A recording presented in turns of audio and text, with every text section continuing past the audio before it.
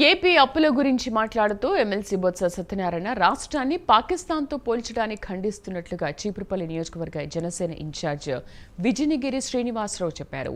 బొత్స వంటి సీనియర్ నేత ఇటువంటి వ్యాఖ్యలు చేయడం దురదృష్టకరమని అన్నారు. వెంటనే బొత్స రాష్ట్ర ప్రజలకు క్షమాపణ చెప్పాలని శ్రీనివాసరావు డిమాండ్ చేశారు. అప్పులు చేశారో వాటి గురించి మాట్లాడుతూ శ్రీలంక అయిపోతుందని గత ప్రభుత్వంలో టీడీపీ విమర్శించడం తెలిసింది. టీడీపీ కూడా ప్రభుత్వం అయితే దానికి సంబంధించి అతను మాట్లాడుతూ అంతకంటే ఎక్కువ అప్పులు చేశారనేసి ఈరోజు సత్యబాబు గారు మాట్లాడే విధానం ఉంది. కొన్ని అప్పులు చేశారని చెప్పడం మంచిదే, కానీ ఆ రోజు ఏదైతే మేము మాట్లాడామో దానికి వ్యతిరేకంగా ఈరోజు అప్పులు చేసి పాకిస్తాన్గా గుర్తించడం చాలా బాధాకరంగా ఉంది.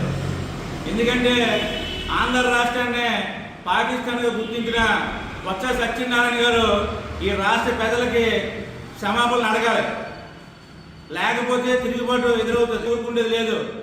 ఈరోజు భారతదేశం యుద్ధం జరుగుతుంటే మీరు పాకిస్తాన్తో పోల్చడం ఎంత సభ అనేసి మీకు అడుగుతున్నాం. ఎందుకంటే మీరు రెండు రాష్ట్రాలుగా పిసిసి అధ్యక్షులుగా చేశారు, ఒక మినిస్టర్గా చేశారు. ఈ నియోజకవర్గ ప్రజలందరూ కూడా మిమ్మల్ని గొప్పగా ఆదరించి ఓట్లేసి గెలిపిస్తే మాకు ఇచ్చిన పిలితే ఇదనేసి ఈరోజు చీరుపల్లి నియోజకవర్గం ప్రజలందరూ కూడా వ్యతిరేకంగా మాట్లాడటానికి సిద్ధంగా ఉన్నారు.